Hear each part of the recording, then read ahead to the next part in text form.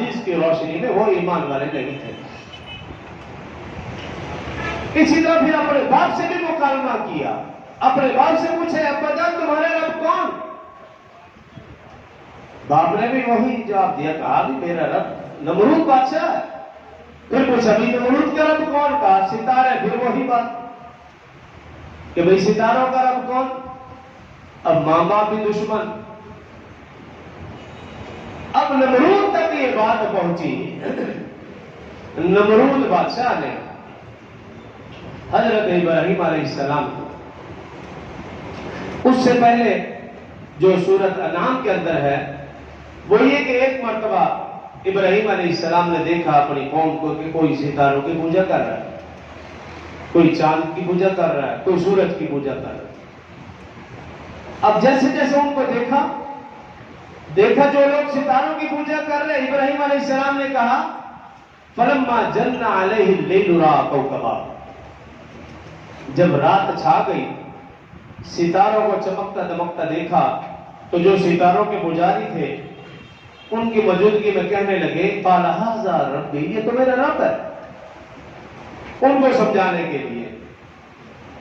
ستاروں کو دیکھ کر کہا یہ تو میرا رب ہے۔ فلما آفل قال لا احب الآفلین، پھر جب وہ ستارے غائب ہو گئے تو ابراہیم علیہ السلام کہنے لگے میں چھپ جانے والوں سے محبت نہیں کرتا، خدا اعلیٰ سے ادنا کی طرف نہیں جا سکتا، وہ مستقل ایک ذات اور ایک حیت پر رہتا ہے، جس کی حالت بدل جائے جو اعلیٰ سے ادنا کی طرف آ جائے وہ خدا ہو نہیں سکتا۔ اگلے دن ان لوگوں کے پاس پہنچے جو چاند کے پجاری تھے، اور فلما رأى القمر بازغا، جب چاند چمکنے لگا تو ان کی موجودگی میں کہنے لگے جی قال ھذا ربی، یہ چاند چمکتا دمکتا یہ تو میرا رب ہے۔ فلما افلت، اور جب وہ چاند غروب ہو گیا فلما افل قال لئن لم يهدني ربي لأكونن من القوم الضالين، تو جب وہ چاند بھی غروب ہو گیا کہنے لگے کہ شکر ہے کہ اللہ پاک نے مجھے ایسی قوم میں پیدا نہیں کیا۔ قال لئن لم يهدني ربي، فرمانے لگے اللہ نے مجھے ہدایت دی ہے، میں ظالموں میں سے نہیں ہو گیا، لأكونن من القوم الضالين، میں شکر ہے کہ ہدایت یافتہ ہوں، بے ہدایتوں جیسا نہیں ہوا۔ پھر اگلے دن ان لوگوں کی طرف کے جو سورج کے پجاری تھے، دیکھا وہ سورج کی پوجا کر رہے ہیں۔ فلما رأى الشمس بازغا، سورج کو دیکھا چمکتا دمکتا، ان کے ساتھ مل کر کہنے لگے قال ھذا ربی ھذا اکبر، یہ تو سب سے بڑا رب ہے۔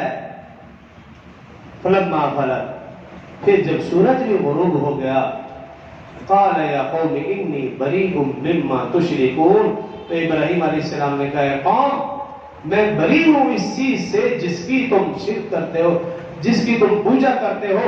انی وجہت وجہی للذی فطر السماوات والارض، میں اپنا رخ اس ہستی کی طرف پھیرتا ہوں جو زمین و آسمان کا مالک ہے، وما انا من المشرکین، میں مشرکوں میں سے نہیں ہوں۔